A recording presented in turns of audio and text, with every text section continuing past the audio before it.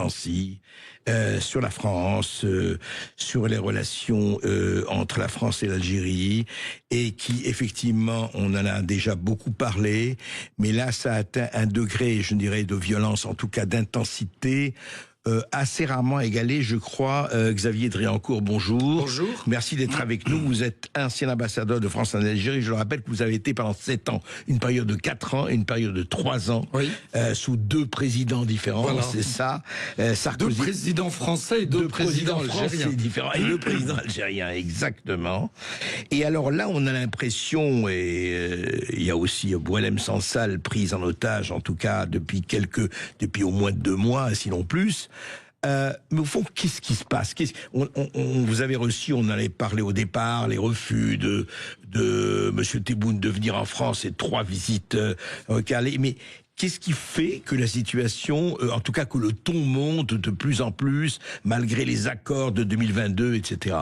Mais, comme vous l'avez dit, on est dans une escalade sans précédent. Ce qui a déclenché cette escalade et cette nouvelle crise franco-algérienne, parce qu'il y en a déjà eu beaucoup avant, mais celle-ci est durable et profonde, c'est la reconnaissance par la France de la marocanité du Sahara occidental. Ouais. Et c'est ça le point de départ. Parce que pendant des années et des années, nous avons eu un jeu d'équilibre entre Maroc et Algérie en tant que membre du Conseil de sécurité à l'ONU sur la question du Sahara occidental. Et puis depuis très longtemps.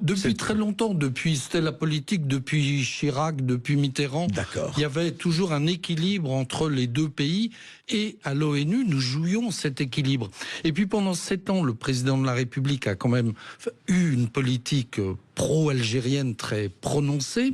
Et du coup, les Algériens se sont crus soutenus par la France. Et puis au mois de juillet dernier, ils lisent avec stupeur la lettre du président Macron au roi Mohamed VI sur la reconnaissance du Sahara occidental. Ensuite, il y a le voyage du président Macron, la visite d'État à Rabat. Ensuite, il y a le prix Goncourt attribué à Kamel Daoud, qui est aussi un élément du tableau dans le à contexte. L'Algérien, Kamel Daoud, voilà, mais qui fait un roman, évidemment. Et pour eux, c'est la preuve d'un complot franco-maroco-sioniste, comme ils disent. D'accord. Lisez les tweets de l'APS ou autre, l'agence de presse algérienne. C'est le complot franco-maroco-sioniste. Et Boualem Sansal est l'otage de cette nouvelle crise franco-algérienne, mais qui est très profonde. Et vous avez cité le discours du président Tebboune, auquel M. Macron a répondu à la conférence des ambassadeurs lundi en disant que ça déshonorait l'Algérie. Mais alors, justement, d'abord, une question, à votre avis. Est-ce qu'il fallait rompre cette, je dirais, pour des raisons qu'on peut comprendre, politiques, plus penchées vers le Maroc, mais est-ce qu'il fallait rompre entre cet équilibre ou cette neutralité sur la question du Sahara, ou pas, à votre avis? C'est très compliqué, parce que en réalité, le président de la République, pendant 7 ans, donc, a eu une politique, notamment beaucoup de gestes mémoriels vis-à-vis de l'Algérie. C'est vrai. Mais d'un autre côté, nous nous étions brouillés avec le Maroc. Vous vous souvenez de l'affaire Pegasus, etc. Tout à fait. Et il faut le rappeler, oui, les histoires des renseignements, les écoutes téléphoniques ou autres, voilà. Mais nous étions brouillés avec le Maroc. Donc, je pense que le président, je n'en sais rien, mais j'imagine que le gouvernement, le président, se sont dit, bon, bah, décidément, il n'y a rien à attendre de l'Algérie. Et il faut bien qu'on sorte de l'impasse dans laquelle nous nous trouvons avec le Maroc. Et le Maroc a sans doute très habilement, subtilement négocié, en quelque sorte. Il a dit, ce sera à condition qu'il y ait la reconnaissance du Sahara marocain. Marocain, c'est ça.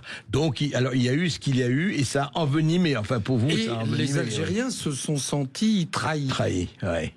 Et d'où là, alors, mais qu'est-ce qui fait qu'aujourd'hui, attendez, l'Algérie, c'est un pays riche, vous le savez mieux que moi, riche de ses minerais, riche de ses, enfin, c'est l'un des pays les plus riches d'Afrique, pas seulement d'Afrique du Nord, mais qu'est-ce qui fait cette obsession française? Qu'est-ce qui fait que depuis des semaines, des mois, voire des années, alors je veux bien le passé de l'Algérie et de la France, on le connaît, mais qu'est-ce qui fait que c'est devenu à ce point obsessionnel, à ce point monocolore, je dirais.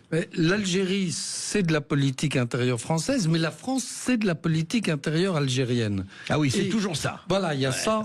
Mais aujourd'hui, ça atteint un degré très fort. Il y a une espèce de fuite en avant du côté algérien, parce que le pays est très fragile sur